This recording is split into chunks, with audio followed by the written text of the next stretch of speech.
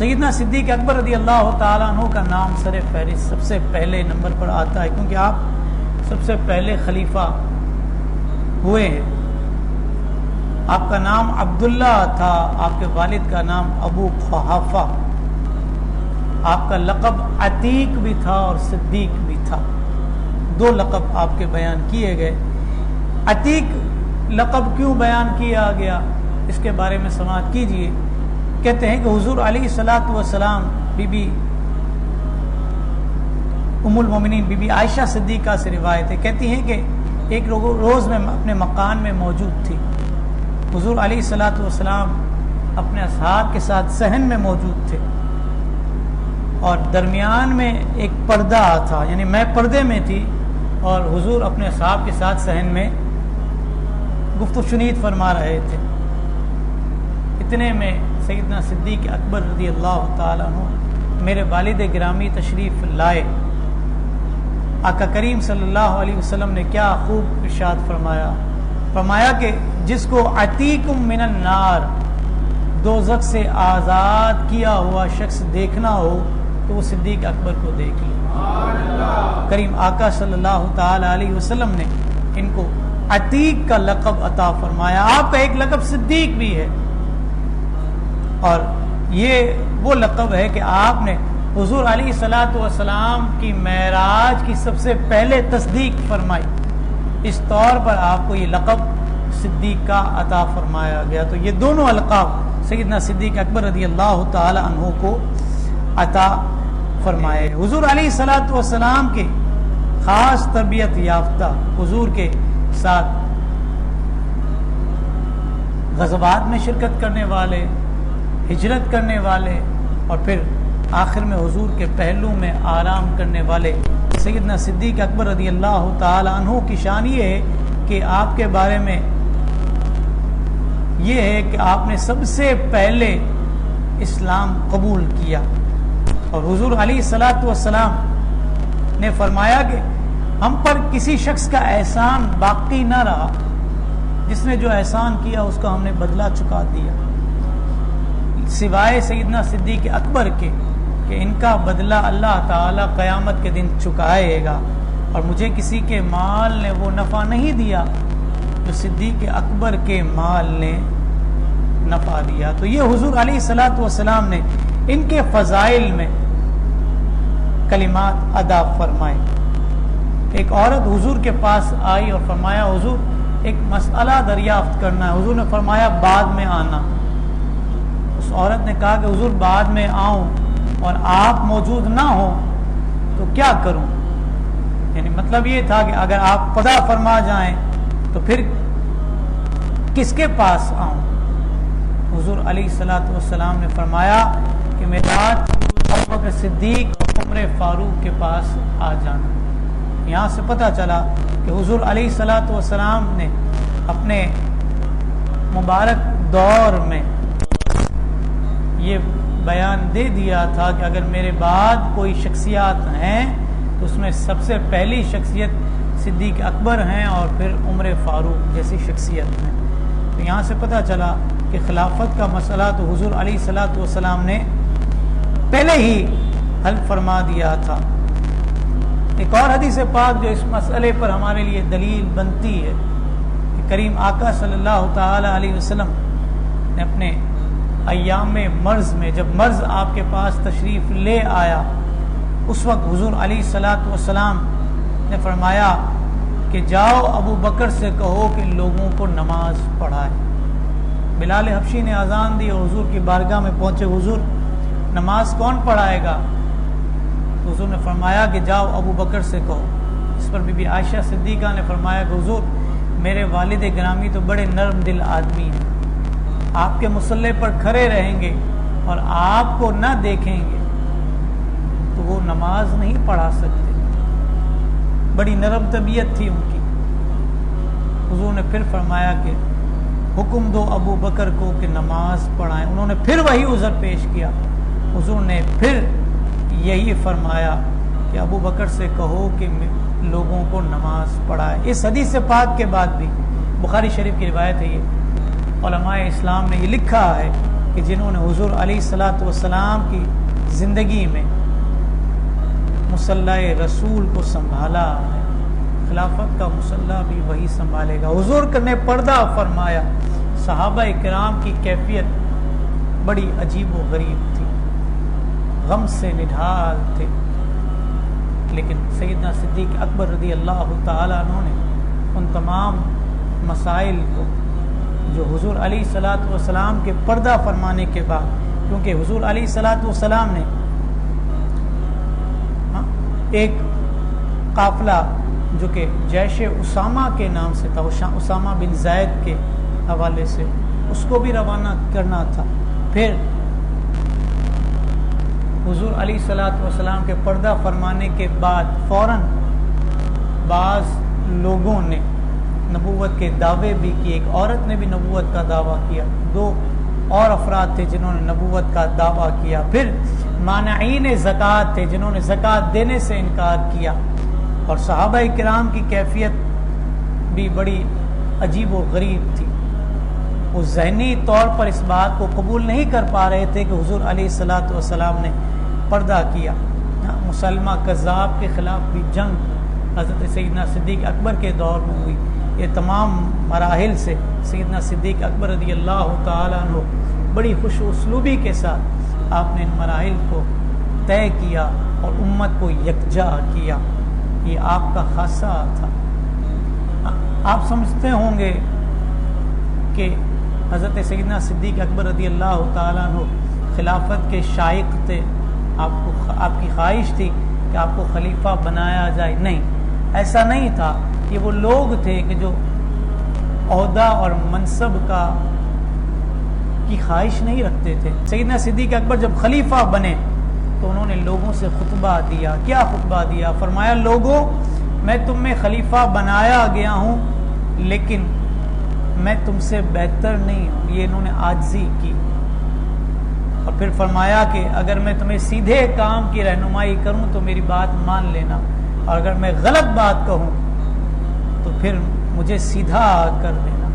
اندازہ کیجئے کہ مسلمانوں کے خلیفہ ہیں، سب لوگوں نے مل کر آپ کو خلیفہ نامزد کیا ہے، امت کا اجماع ہے آپ کی خلافت پر، خود نبی پاک صلی اللہ علیہ وسلم کی احادیث طیبہ میں اشارے ہیں آپ کی خلافت۔ اس کے بعد بھی آپ فرماتے ہیں کہ اگر میں کوئی غلط بات کا حکم دوں تو مجھے سیدھا کر دینا۔ حضرت زید بن اسلم رضی اللہ تعالیٰ عنہ سے روایت ہے، ایک بار عمر فاروق اور سیدنا صدیق اکبر یہ دونوں اکٹھے تھے۔ عمر فاروق صدیق اکبر کی بارگاہ میں آئے تو سیدنا صدیق اکبر اپنی زبان کو پکڑ کر فرما رہے تھے کہ اسی نے مجھے مصائب میں، پریشانیوں میں مبتلا کیا ہے۔ پھر عمر فاروق سے ارشاد فرمایا، اے عمر، مجھے تمہاری امارت کی کوئی حاجت نہیں، تم یہ سمجھتے ہو کہ میں خلافت کا حریص ہوں، مجھے خلافت کا شوق ہے۔ فرمایا ایسا نہیں، میں خلافت نہیں چاہتا۔ عمر فاروق نے خدمت میں عرض کی، اللہ کی قسم، ہم نہ آپ کی بیعت توڑیں گے اور نہ ایسا مطالبہ کریں گے۔ 7 دن تک آپ یہ بات دہراتے رہے کہ مجھے خلافت نہیں چاہیے، تم میں سے کوئی اور شخص خلافت کو سنبھال لے۔ 7ویں دن علی المرتضی، کہتے ہیں نا لوگ کہ نہیں، حضور کے پردہ فرمانے کے بعد علی المرتضی خلافت کے حقدار تھے۔ صدیق اکبر تو زبردستی قابض ہوئے معاذ اللہ۔ علی المرتضی فرماتے ہیں، الریاض النظرہ میں یہ روایت موجود ہے، فرمایا حضرت علی نے جب یہ دیکھا کہ آپ بار بار خلافت کا انکار کرتے ہیں، 7 دن سے یہی کہہ رہے ہیں کہ خلافت کوئی اور سنبھال لے، تو فرمایا کہ ہم نہ آپ کی بیعت توڑیں گے اور نہ ہی ایسا مطالبہ کریں گے۔ مطلب یہ تھا کہ نہ ہم خود اس بات پر تیار ہیں کہ آپ کی بیعت توڑیں، اور نہ ہم کسی اور کو اس کی دعوت دیں گے کہ وہ آپ کی بیعت توڑے۔ اگر ہم آپ کو اہل نہ سمجھتے تو کبھی بیعت ہی نہ کرتے۔ یہاں سے پتہ چلا کہ علی المرتضی تو حضرت صدیق اکبر کی بیعت سے راضی تھے، اس بات سے راضی تھے کہ سیدنا صدیق اکبر خلیفہ رہیں اور لوگ آپ کی خلافت سے فائدہ اٹھائیں، اہل ایمان کو فوائد حاصل ہوں۔ یہ غلط پروپیگنڈا کیا جاتا ہے کہ حضرت علی المرتضیٰ کا حق تھا اور سیدنا صدیق اکبر نے اس پر معاذ اللہ قبضہ کیا، یہ غلط بات ہے۔ ایک مرتبہ آپ تجارت کی غرض سے مدینہ منورہ کے بازار میں پھر تشریف لے گئے۔ اتنے میں ایسا ہوا کہ کچھ خواتین خلیفۃ المسلمین کو ڈھونڈتی ہوئی مسجد نبوی میں آئیں اور انتظار کرنے لگیں کہ مسلمانوں کے خلیفہ آئیں گے تو ہمارا یہ آپس کا جو معاملہ ہے اس کو ٹھیک کریں گے، مشورہ دیں گے کہ کیا کرنا چاہیے۔ اتنے میں سیدنا عمر فاروق کا گزر ہوا، وہاں سے دیکھا تو یہ خاتون بیٹھی ہوئی ہیں چند، صدیق اکبر نہیں تھے۔ ڈھونڈتے ہوئے آپ بھی بازار پہنچ گئے، دیکھا تو بازار میں موجود ہیں۔ فرمایا کہ آپ یہاں پر موجود ہیں اور وہاں پر کچھ خواتین آپ سے مسئلہ پوچھنے کے لیے آئی ہیں۔ کہا کہ ہاں میں یہاں پر کچھ تجارت کی غرض سے آیا ہوا ہوں۔ عمر فاروق نے صدیق اکبر کا ہاتھ پکڑا اور عرض کی کہ مسجد چلیے، عورتیں آپ کا انتظار کر رہی ہیں۔ آپ نے فرمایا کہ مجھے خلافت میں کوئی دلچسپی نہیں ہے، کوئی حاجت نہیں ہے مجھے اس چیز کی، اور میرے موجودہ وظیفے میں میرا گزر بسر مشکل ہے۔ عمر فاروق نے فرمایا کہ ہم آپ کا اضافہ کر دیتے ہیں۔ حضرت سیدنا صدیق اکبر نے ارشاد فرمایا کیا یہ نہیں ہو سکتا کہ 250 سالانہ دینار کے بجائے 300 سالانہ دینار ہو جائیں، یعنی 50 دینار سالانہ بڑھ جائے۔ اب دیکھیں قناعت کا معاملہ کیا ہے، سالانہ 50 دینار آپ اضافے کا کہہ رہے ہیں، اور ایک مکمل بکری میرا وظیفہ کر دیا جائے۔ یہ تو ابھی تو یہ تھا نا کہ سر کا حصہ، سر اور ایک پہلو کا حصہ اور ایک پاؤں، فرمایا کہ ایک سالم بکری میرا وظیفہ کر دیا جائے اور یہ وظیفہ میرے لیے اور میرے اہل و عیال کے لیے کافی ہو جائے گا۔ اندازہ کیجیے کیسی شخصیات تھی۔ پھر اتنے میں علی المرتضیٰ آ گئے، انہوں نے ان دونوں کی باتیں سن لی تو فرمایا کہ اے عمر فاروق، میں مسلمانوں کے خلیفہ سیدنا صدیق اکبر رضی اللہ تعالیٰ عنہ کے وظیفے کا ضامن ہوں، اس سے میں یہ انتظام کروں گا اور آپ کو وظیفہ پہنچاؤں گا۔ یہ لوگ چلے، جب مسجد میں آئے وہ مسئلہ ان خواتین کا جو تھا وہ حل کیا تو سیدنا صدیق اکبر منبر پر کھڑے ہوئے اور فرمایا کہ اے لوگوں، میرا سابقہ وظیفہ 250 دینار تھا سالانہ اور بکری کے کچھ اعضاء تھے، لیکن اب ان لوگوں نے آپس میں طے کیا ہے، مشورہ ہوا ہے اور سالانہ 300 دینار اور مکمل بکری میرے وظیفے کے لیے مقرر کی ہے۔ تم میں سے کسی کو اعتراض تو نہیں؟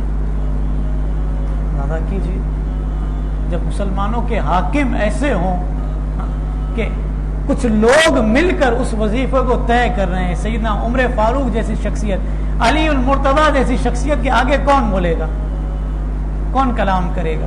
لیکن پھر بھی سیدنا صدیق اکبر دیگر لوگوں کو اس میں شامل کر رہے ہیں کہ کوئی اعتراض والی صورت نہ بنے۔ ہے یہ حالات، جتنا آیا وہ ہمارا ہے، جتنا آ گیا ہمارے ہاتھ میں وہ ہمارا ہے۔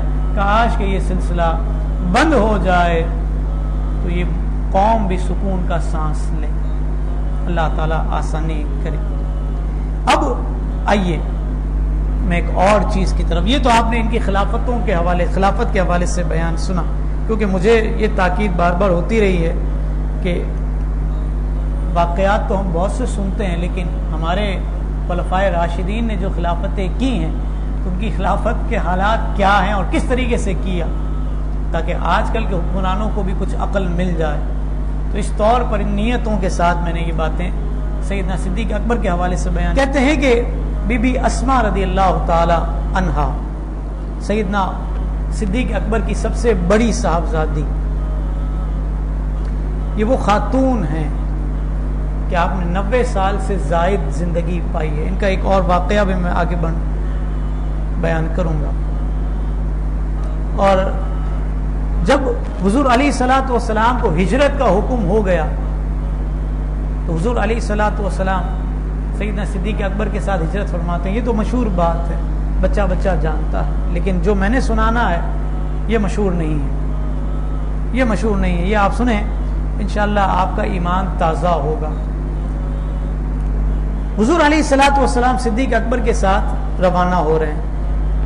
اس وقت سیدنا صدیق اکبر کے گھر میں 60,000 دینار تھے، وہ سب کے سب صدیق اکبر نے اپنے ساتھ رکھ لیے، اور جس پہاڑی پر آپ نے جانا تھا، غار ثور میں آپ نے پناہ لینی تھی، وہ پہاڑی 5,413 فٹ اونچی پہاڑی ہے۔ آدمی بھی اس پر چڑھتے ہوئے سوچتا ہے، میں کئی دفعہ گیا ہوں لیکن میں نے کبھی بھی جرت نہیں کی۔ لیکن اندازہ کیجئے سیدنا صدیق اکبر اپنی صاحبزادی بی بی اسما سے فرماتے ہیں کہ حضور علیہ الصلوۃ والسلام کے لیے یہ مناسب نہیں ہے کہ ہم کئی دنوں کا کھانا ان کو کھلائیں، یعنی باسی کھانا حضور کو کھلایا جائے، یہ ان کی شان کے لائق بات نہیں ہے۔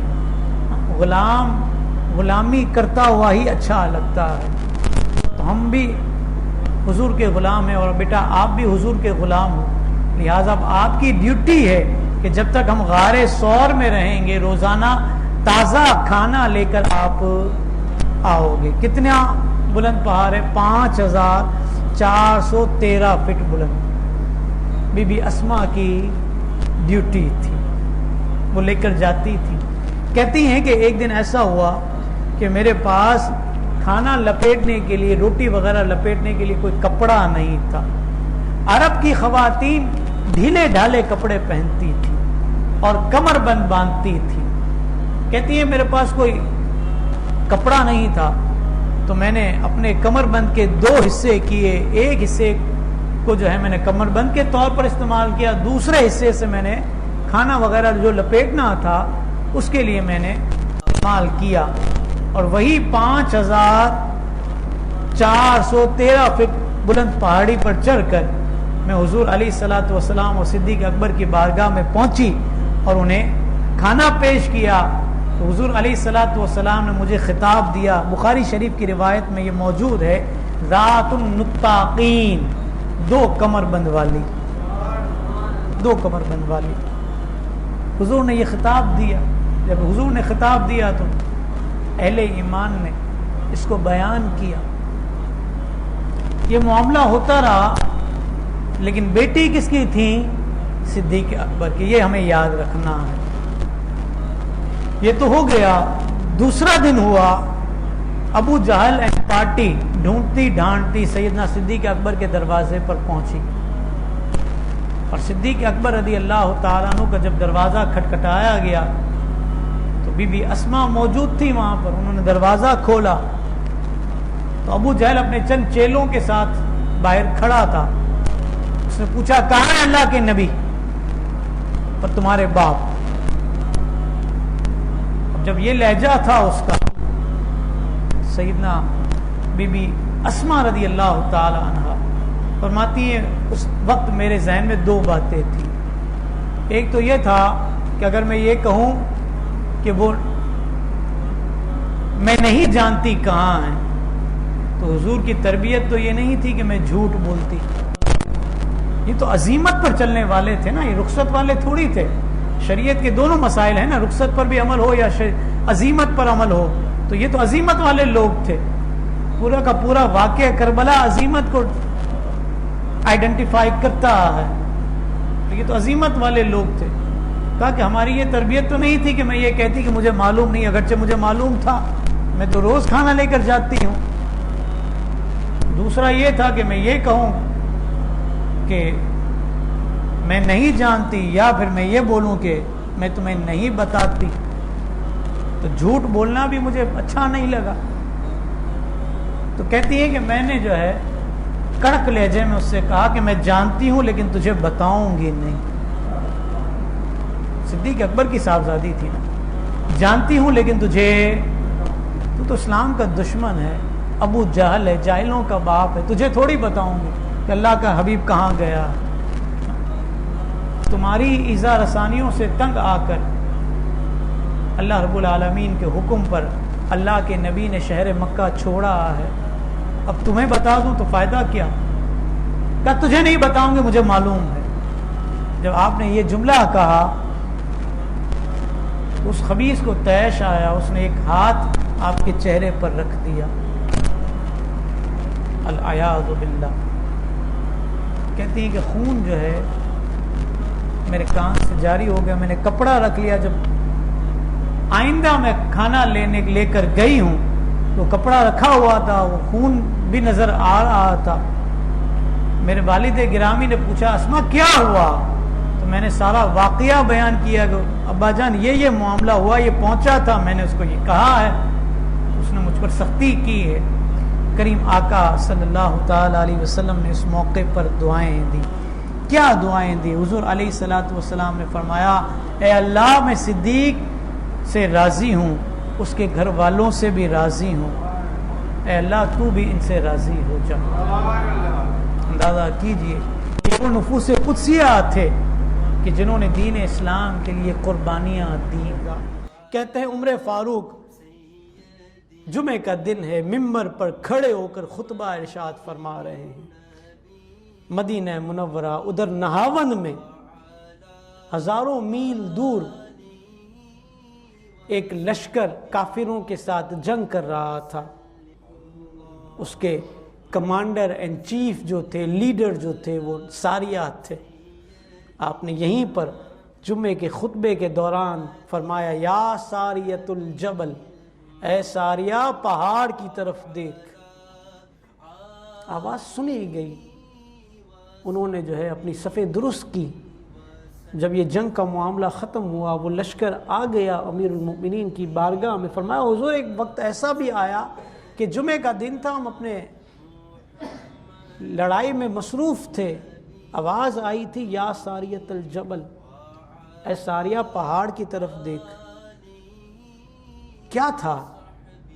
فرمایا کہ بات یہ تھی کہ تم لڑ رہے تھے اور مجھے خدشہ تھا کہ فلاں مقام سے تم پر کافر حملہ کریں گے اور تمہیں نقصان پہنچے گا، اس لیے میں نے آواز لگائی تھی۔ اس روایت کو لے کر سائنس نے بڑی ترقی کی۔ کیا ترقی کی؟ سیٹلائٹ کا نظام بنا، سیٹلائٹ کا نظام بنا۔ سائنس نے ترقی کی کہ انسان جو بات کرتا ہے، جو آواز نکلتی ہے انسان کے منہ سے، وہ فضا میں موجود ہوتی ہے، اس کو کیچ کیا جا سکتا ہے، اس کو اسٹور کیا جا سکتا ہے، محفوظ کیا جا سکتا ہے۔ سائنس مان گئی، یہ کلمہ پڑھ کر نہیں مانتے۔ اندازہ کیجئے کہ کتنی بدبختی کی بات ہے جو ان نفوس قدسیہ کے دامن سے وابستہ ہونے والے لوگوں کو کہ نبی کا کلمہ بھی پڑھا جائے اور ان روایات کا انکار بھی کیا جائے۔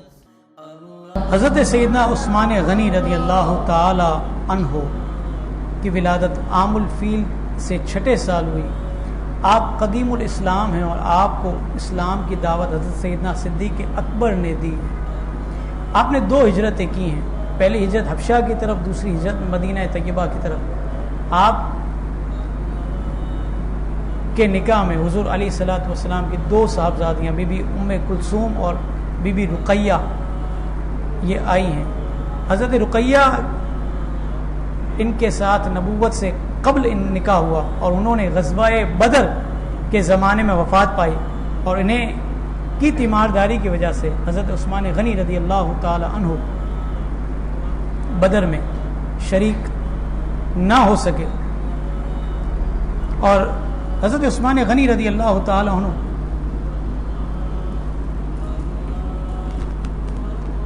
نے با اجازت رسول کریم صلی اللہ علیہ وسلم مدینہ طیبہ رہے۔ حضور علیہ الصلوۃ والسلام نے ان کا سہم و اجر بحال رکھا، یعنی وہ صحابہ جو بدر میں شریک نہ ہوئے پھر بھی بدر کے موصول ہونے والے مال غنیمت میں ان کو حصہ ملا، انہیں بدریوں میں شمار کیا گیا، اس میں عثمان غنی بھی شامل تھے۔ یہاں سے یہ جو لوگ کہتے ہیں کہ بدر کے حوالے سے غلط بات کرتے ہیں، ان کو سوچنا چاہیے۔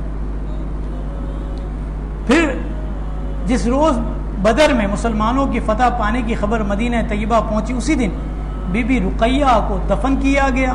اس کے بعد حضور علیہ الصلوۃ والسلام نے دوسری صاحبزادی ام کلثوم کا نکاح بھی عثمان غنی سے کیا، جن کی وفات سن 9 ہجری میں ہوئی۔ علماء فرماتے ہیں کہ عثمان غنی کے سوا دنیا میں کوئی شخص ایسا نظر نہیں آیا کہ جس کے نکاح میں کسی نبی کی 2 صاحبزادیاں آئی ہوں۔ یہ فضیلت فقط عثمان غنی کو حاصل ہے، جنہیں ذو النورین، 2 نوروں والا کہا جاتا ہے۔ آپ سابقون الاولون میں شمار کیے جاتے ہیں، عشرہ مبشرہ میں آپ کا شمار ہوتا ہے، اور آپ نے قرآن مجید فرقان حمید کے جمع کرنے کا ایک بہت بڑا کارنامہ سر انجام دیا۔ حضرت عثمان غنی ایک موقع پر اپنے باغ سے لکڑیوں کا گٹھا اٹھا کر چلے آ رہے تھے، حالانکہ آپ کے ساتھ آپ کے کئی غلام موجود تھے جو یہ خدمت کر سکتے تھے۔ کسی نے کہا کہ حضور یہ گٹھا آپ کیوں اٹھاتے ہیں، مجھے دیجئے میں اٹھاتا ہوں۔ تو فرمایا اٹھوا تو سکتا تھا تم سے، لیکن میں اپنے نفس کو آزما رہا ہوں کہ وہ اس سے عاجز تو نہیں، یعنی اپنے غلام کے ساتھ چلتے ہوئے غلام خالی ہاتھ چل رہا ہے اور آقا جو ہے لکڑیوں کا گٹھا اٹھا کر چل رہا ہے، تو نفس مجھے جو ہے اس پر ملامت تو نہیں کرتا، عاجز تو نہیں کرتا اور اسے ناپسند تو نہیں کرتا، تو اس لیے سے میں لکڑیوں کا گٹھا اٹھائے ہوئے ہوں۔ حضرت عثمان غنی نے جامع القرآن، آپ قطعی جنتی ہونے کے باوجود بھی جب قبر کی زیارت کرتے تو اس موقع پر آپ کے آنسو نہ رکتے تھے، زار و قطار روتے تھے۔ جب کسی قبر کے پاس کھڑے ہوتے تو اس قدر روتے کہ آپ کے آنسوؤں سے آپ کی داڑھی مبارک تر ہو جاتی تھی۔ حضرت عثمان غنی نے فرمایا اگر مجھے جنت اور دوزخ کے درمیان کھڑا کر دیا جائے اور مجھے یہ پتہ نہ ہو کہ مجھے کس طرف جانا ہے اور کس طرف جانے کا حکم کیا جائے گا، تو میں یہ پسند کروں گا کہ میں وہیں کھڑے کھڑے راکھ ہو جاؤں، اس سے پہلے کہ مجھے کسی طرف جانے کا حکم دیا جائے۔ عثمان غنی فرماتے ہیں کہ دنیا کی فکر دل میں اندھیرا، جبکہ آخرت کی فکر دل میں نور پیدا کرتی ہے۔ آپ کو بھی شہید کیا گیا، آپ کی شہادت کا بھی میں نے بیان گزشتہ درس میں کر دیا ہے۔ اللہ رب العالمین آپ کی قبر پر ڈھیر و رحمت برکتیں نازل فرمائے، جنت البقیع میں آپ نے مدفن اختیار کیا ہے۔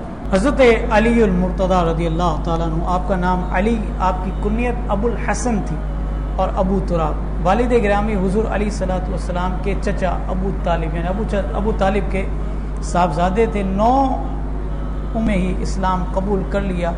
جس وقت آپ نے اسلام قبول کیا آپ کی عمر کے بارے میں 2-4 اقوال ہیں۔ ایک قول یہ ہے کہ 15 سال کی عمر تھی، ایک قول یہ ہے کہ 16 سال، ایک قول یہ ہے کہ 8 سال، اور ایک قول یہ ہے کہ آپ 10 سال کی عمر میں ہلکا بگوش اسلام ہوئے۔ کتنے دیدہ دلیر تھے، طاقت اور قوت کیا تھی، علم کا شہر تھے۔ حضور نے فرمایا انا مدینۃ العلم و علی بابها، کہ میں علم کا شہر ہوں اور علی اس کا دروازہ ہے۔ حضور علیہ الصلوۃ والسلام نے چند مقامات پر حضرت علی المرتضی کو جھنڈا عطا فرمایا، لوا، اور خصوصاً روز خیبر حضور علیہ الصلوۃ والسلام نے خبر دی کہ ان کے ہاتھ پر فتح ہوگی۔ آپ رضی اللہ تعالیٰ عنہ نے خیبر کا دروازہ تنہا اکھیڑ دیا اور اپنی پشت پر رکھا اور مسلمانوں سے کہا کہ اس پر سے گزرتے ہوئے اندر داخل ہو جاؤ۔ اب اندازہ کیجئے، شارحین نے لکھا ہے اس مقام پر کہ اس خیبر کے دروازے کو 40 آدمی مل کر اٹھائیں تو اٹھا نہ سکیں۔ اس کو آپ نے تنہا اٹھایا، پھر اپنی پشت پر رکھا اور لوگوں کا اس سے گزر کر اندر چلے جاؤ۔ تو طاقت اور قوت کتنی رب العالمین نے آپ کو عطا فرمائی تھی۔ حضرت سہل ابن سعد سے روایت ہے کہ حضور علیہ الصلوۃ والسلام نے روز خیبر فرمایا کہ کل ہم جھنڈا ایک شخص کو دیں گے جس کے ہاتھ پر اللہ تعالیٰ فتح عطا فرمائے گا۔ کہتے ہیں وہ وقت جو تھا وہ بڑا قیمتی وقت تھا، صحابہ کرام کی بے چینی اور بے قراری عروج پر تھی، ہر دل یہ حسرت رکھتا تھا کہ یہ سعادت مجھے ملے، اور یہ سوچ کر رات گزاری ہے ہر صحابی نے کہ دیکھتے ہیں کہ صبح کس کی قسمت کا ستارہ چمکتا ہے اور کس کو یہ سعادت ملتی ہے کہ اس کے ہاتھ پر خیبر فتح ہوتا ہے۔ کہتے ہیں یہ سارا معاملہ رات بھر صحابہ اکرام کو تجسس میں مبتلا کیے رکھا۔ صبح ہوئی تو حضور علیہ الصلوۃ والسلام نے فرمایا آئینہ علی ابن ابی طالب، علی بن ابی طالب کہاں ہے؟ صحابی رسول میں سے کسی نے کہا کہ حضور ان کی آنکھیں آئی ہوئی ہیں، آشوب چشم ہے، اس لیے نہیں آئے۔ فرمایا ان کو بلاؤ۔ بلائے گئے، حضرت علی حضور کی بارگاہ میں آئے، حضور نے اپنا لعاب دہن نکال کر علی المرتضیٰ کی آنکھوں میں لگایا کہ حضرت علی رضی اللہ تعالیٰ عنہ کو حضور علیہ الصلوۃ والسلام کی لعاب دہن سے وہ شفا ملی کہ ایسا لگتا تھا کہ ان کی آنکھ خراب ہی نہیں ہوئی۔ پھر حضرت علی رضی اللہ تعالیٰ عنہ کے ہاتھ پر اللہ رب العالمین نے خیبر کو فتح کیا۔ حضور نے فرمایا جس نے علی کو ایذا دی اس نے مجھ کو ایذا دیا۔ مجھے بتائیے کہ جس نے علی المرتضیٰ کے اہل بیت کو، خاندان کو، خاندان نبوت کو، حضرت امام حسین رضی اللہ تعالیٰ عنہ کو، ان کے رفقا کو بھوک پیاس میں مبتلا کر کے شہید کیا، کیا یہ لوگ قابل رحم؟ حضرت علی رضی اللہ تعالیٰ عنہ کے فضائل میں بہت سی باتیں ہیں۔ ایک واقعہ انتہائی دلچسپ میری نظر سے گزرا کیا کافی عرصے پہلے لکھا تھا۔ زر بن جبیش سے مروی ہے کہ دو آدمی کھانا کھا رہے تھے۔ اب دیکھیں حضرت علی کو اللہ تعالیٰ نے فرمایا کہ علی میں علم کا شہر ہوں، علی اس کا دروازہ ہے، تو علم کتنا تھا یہاں سے آپ غور کیجئے۔ کہتے ہیں حضرت علی رضی اللہ تعالیٰ عنہ کہتے ہیں کہ دو شخص آپس میں کھانا کھا رہے تھے، ایک کے پاس 5 روٹیاں تھیں اور دوسرے کے پاس 3 تھیں، کل کتنی ہوئی؟ 8۔ 2 افراد کھا رہے تھے، تیسرا شخص آیا اور کہا کہ مجھے بھی اس کھانے میں شریک کرو۔ ٹھیک ہے شریک ہو جاؤ۔ اب 3 افراد نے وہ 8 روٹیاں کھائیں۔ اب جب روٹیاں کھا لیں تو وہ جو تیسرا شخص تھا جو بعد میں شامل ہوا تھا اس نے جو ہے اپنی جیب سے 8 درہم نکالے اور سامنے رکھ دیے۔ اب ہونا کیا تھا؟ اب ہونا یہ تھا کہ جس شخص نے 3 روٹیاں دی تھیں اور ایک نے 5 روٹیاں دی تھی تو 5 والے نے 5 درہم رکھے اور 3 درہم اس کو دیے کہ تمہاری 3 روٹیاں تھیں، میری 5 تھی تو میں 5 رکھتا ہوں۔ اس شخص نے کہا نہیں، یہ تو انصاف کی بات نہیں، ہم دونوں کھانے میں شریک تھے، یہ تیسرا شخص بھی شریک ہو گیا، تو جو مال آیا ہے وہ دونوں میں برابر تقسیم ہونا چاہیے، یعنی 8 درہم آئے ہیں تو 4 درہم تم رکھو اور 4 درہم مجھے دو۔ تنازع ہوا دونوں کا۔ علی المرتضیٰ کی بارگاہ میں یہ مقدمہ پیش ہوا۔ حضرت علی رضی اللہ تعالی عنہ نے اس شخص سے جس کی 3 روٹیاں تھیں اس شخص سے کہا کہ اے شخص تجھے 3 درہم مل رہے ہیں نا تو اس پر خوش ہو جا، تیرے لیے فائدہ ہے۔ اس نے کہا فائدہ کہاں سے؟ ہم دونوں شریک تھے اور اس بات پر راضی تھے کہ یہ 8 روٹیاں مل کر کھائیں گے، تو جب اس بات پر راضی تھے کہ 8 روٹیاں مل کر کھائیں گے تو 8 درہم بھی مل کر تقسیم ہونے ہیں، تو 4 ملنے ہیں، تو یہ تو انصاف والی بات نہیں، 1 درہم مجھے کم کیوں ملے؟ حضرت علی نے اس کو سمجھایا کہ تیرے لیے یہی فائدہ ہے، تو سمجھ جا۔ کہا نہیں مجھے انصاف چاہیے۔ حضرت علی نے فرمایا پھر تیرے لیے 1 درہم ہوگا، انصاف یہ ہے کہ تجھے 1 درہم ملے۔ اب کیسے؟ کہا کہ 8 روٹیاں تھیں، کھانے والے کتنے افراد تھے؟ 8 کو 3 سے ملٹیپلائی کریں، ضرب دیں، 8 تیا 24۔ اب کھانے والے کتنے افراد تھے؟ 3۔ کہا کہ 24 ٹکڑے ہوں گے روٹیوں کے اور تینوں مل کر کھاؤ گے، برابر کھاؤ گے تو تینوں کو 8 ٹکڑے ملیں گے۔ اب اس شخص کو بھی 8 ٹکڑے ملیں گے کہ جس کی 3 روٹیاں تھیں، اور اس شخص کو بھی 8 ٹکڑے ملیں گے جس کی 5 روٹیاں تھیں۔ اب جس کی 3 روٹیاں تھیں اس کو 8 ٹکڑے ملے، اس نے 8 ٹکڑے کھا لیے، اس کی روٹیاں 3 تھیں اور کھانے والے بھی 3 تھے، تو 3 کو 3 سے ملٹیپلائی کریں تو 9 ٹکڑے ہوتے ہیں۔ تو فرمایا کہ تیرے تو 9 ٹکڑے بنتے تھے، جس میں سے 8 تو خود کھا گیا ہے، 1 ہی بچا۔ جو اس شخص نے کھایا تو تجھے 1 درہم ملے گا. اور کہا کہ تو نے جو ہے 5 روٹیاں دی تھیں، 8 ٹکڑے جو ہے 8 کو 5 سے جو ہے 3 کو 5 سے ضرب دیں گے تو یہ 15 ٹکڑے ہوں گے. 8 ٹکڑے تو نے کھائے، 7 ٹکڑے تیرے بچے جو اس شخص نے کھائے جو شامل ہوا تھا، اس لیے جو ہے تیرے جو ہے درہم 7 بنتے ہیں. تو یہ حضرت علی رضی اللہ تعالیٰ نے جب فیصلہ کیا تو اس شخص نے کہا نہیں میرے لیے یہی صحیح ہے کہ مجھے 3 درہم ملے. اس کو پھر حضرت علی رضی اللہ تعالیٰ کے کہنے کے مطابق 3 درہم دیے گئے. تو یہاں سے پتہ چلا کہ حضرت علی رضی اللہ تعالیٰ کا علم جو تھا وہ کتنا تھا. ایک روایت میں نے علماء سے یہ بھی سنی کہ ایک شخص نے حضرت علی المرتضیٰ جا رہے تھے کہیں، آپ کا قد جو تھا وہ چھوٹا تھا، قد جو تھا وہ چھوٹا تھا. ادھر جو صاحب تھے وہ بھی لمبے تھے اور ادھر جو صاحب تھے وہ بھی لمبے تھے. حضرت علی کا قد درمیان میں کم تھا.